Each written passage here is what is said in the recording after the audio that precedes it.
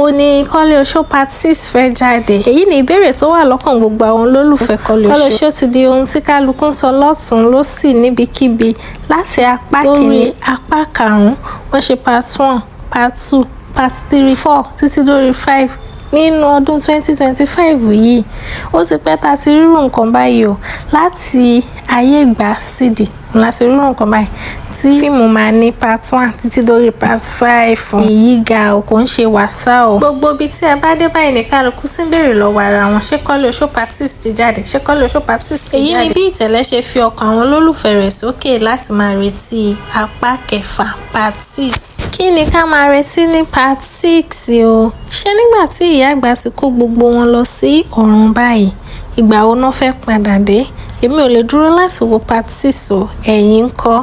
Ṣé ìyàwó Koleosho máa fẹ́ boyfriend ẹ̀ padà ni? Eléyìí tán dẹ̀ tún ti wá padà ra wọn ẹ̀. Àbí ṣé ó lóyún lóòótọ́? Ìgbà wo náà fẹ́ bí Koleosho Junior? Kò lè tán síbẹ̀ o.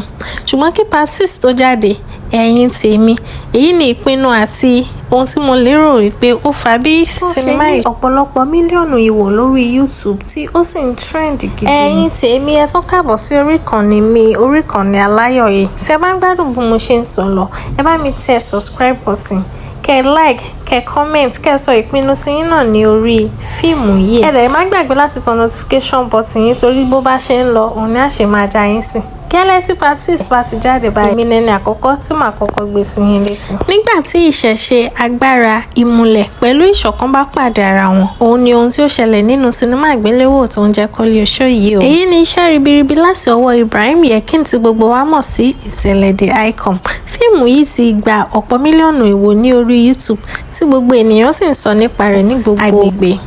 Gbogbo àwọn tí ó kópa nínú fíìmù yìí láì yọ ẹnìkankan sílẹ̀ ni wọ́n ṣe gudugudu méje yàyà mẹ́fà. Ṣé ti Koleosho la fẹ́ sọ ni àbí bàbá Koleosho, Ẹfun àti Oṣóbọ́lá? Ẹ wò, kò sí ẹnìkankan tí ò kó ipa rẹ̀ ní dáadáa nínú sinimá yìí. Àwọn ọ̀rẹ́ Koleosho ni o, àwọn ọ̀rẹ́ Ẹfun ni o, àbí táwọn ọmọọṣẹ́ Oṣóbọ́lá. Ẹ wò, tó fi mọ́ gbogbo ènìyàn tí wọ́n ṣò nínú sinimá yìí, kò sí ẹni tí ò kó ipa rẹ̀ dáadáa. Kódà wọ́n ti jẹ́ ká gbàgbé gan pé fíìmù làwọn. Oògùn náà máa fi ń tákà nílé àwọn Koleosho. Bàbá Oṣógbèmí a máa ní oògùn gùn. Gẹ́gẹ́ bí ẹ ṣe mọ̀ ń pé ọmọ mẹ́ta ni bàbá Oṣógbèmí bí, Koleosho fún ara rẹ̀, Oṣóbọ́lá àti Ẹfun. Ṣé ti Koleosho tí ó ń fàdá gẹ̀rí gbogbo èèyàn káàkiri la fẹ́ sọ? Àbí ti Oṣóbọ́lá tó ń gbá àwọn ọkùnrin lójú tí ó sì gba gbogbo tọwọ́? Èyí tó bá fẹ́ kọ̀rọ̀ sí lẹ́nu, ó lè ní kó rìn wọ̀gbọ̀ lọ tàbí kó yà ń wèrè lẹ́sẹ̀kẹsẹ̀. Délé àwọn Koleosho torí pé kò ní ìdí kan mọ́ kọ ìyá rẹ̀ tí wọ́n fi ní ẹ̀yin tó láyé ẹ bá mi fọ́kọ ìyá rẹ̀ sí i. Ṣé ẹ wá rí tẹ̀fun? Gbogbo wa la mọ̀ wípé jẹ́jẹ́ lọmọ Èkó ń lọ, ṣùgbọ́n wọ́n ní pé kí ni Bíbélì ní a ó bẹ̀ṣẹ̀ bàbá wò lára ọmọ láti ìran kínní. Gbogbo bí wọ́n ṣe máa ń hù ìwà wọ̀nyí náà, ọkàn wọn máa ń balẹ̀ torí pé kí ni oògùn tí wọ́n gbé dání ó dá wọn lójú tí wọ́n sì mọ̀ pé kò sí tẹ́nì kankan tí ò fẹ́ àwọn sí. Nǹkan tí mo tún rí nínú fíìmù yìí ni ìfẹ́ àti ìṣọ̀kan torí pé kí ni nílé Oṣó gbogbo wọn náà máa ń parapọ̀ tí wọ́n sì máa ń bá tí ẹnìkan bá ní ìdojúkọ gbogbo wọn parapọ̀ tí wọ́n sì jà tí wọ́n sì ja ìjà náà lájà yìí. Wọ́n kì í fẹ́ kí ìrà kó rin ẹnìkankan nínú ọmọ ilé Oṣó. Àbẹ́ẹ̀ sì ni bàbá Oṣógbèmí fúnra rẹ̀ kò ń fẹ́ kí nǹkan kan kó kan ọmọ òun. Kí ni ká sì gbọ́ tí bàbá tó ń dáàbò bo ọmọ rẹ̀ tó ń ṣèkà fọ́mọ lọ́mọ? Èyí ga o. Ṣé wàá rí gbogbo bí àwọn ò ṣe dáa tó nílé Oṣó? Kò máa wù mí kí kankan ṣẹlẹ̀ sí kankan nù wọn. Ṣé ara tèmi nìkan ló ti rí bẹ́ẹ̀ ni? Ẹ wò, kò sí ohun tó pé tán, àmọ́ fíìmù yìí ó dùn gbọ́ngbọ́n tún kan sí. Tí o bá ń wo fíìmù Koleosho yìí lọ́wọ́, ó tẹ̀ kọ́kọ́ gbàgbé gbogbo ohun tó bá tẹ̀ ní gbogbo ohun tó bá wù kó máa rọ̀ lọ́kàn rẹ̀, ó kọ́kọ́ gbàgbé rẹ̀ lásìkò òun náà torí pé kí ni fíìmù yìí ó dùn gẹ́gẹ́ bí mo ṣe sọ gbọ́ngbọ́n tún kan sí. Ṣé ti CD la fẹ́ sọ ni? Ti CD àti CD eléèbó?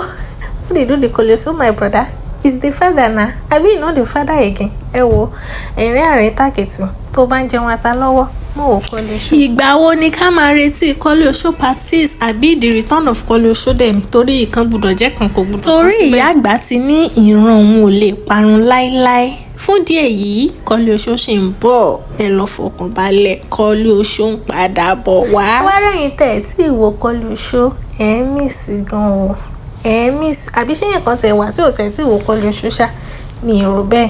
Fún díẹ̀ eléyìí ní apá ọ̀dọ̀ ti tèmi gẹ́gẹ́ bẹ́ẹ̀ ṣe mọ̀ aláyọ̀, èmi ò fún fíìmù yìí ní 9 1/10 lọ́dọ̀ tí yín báwo lẹ̀yin ṣe rí sí ẹ bá mi sọ̀rọ̀ lọ́ndà comment section kí ni ẹ̀yin máa rètí fíìmù yìí láti 1/10 lọ́dọ̀ ti tèmi èmi fún ní 9/10 ẹ̀yin tèmi ẹ má gbàgbé bí mo ṣe sọ lẹ́ẹ̀kan pé ẹ like ẹ comment kẹ̀dẹ̀ bá mi share kí ni ìpinnu ti yín lórí fíìmù Koleosho yìí ẹ wò ó tún dìgbà kan náà tá a máa pàdé ó dàbọ̀.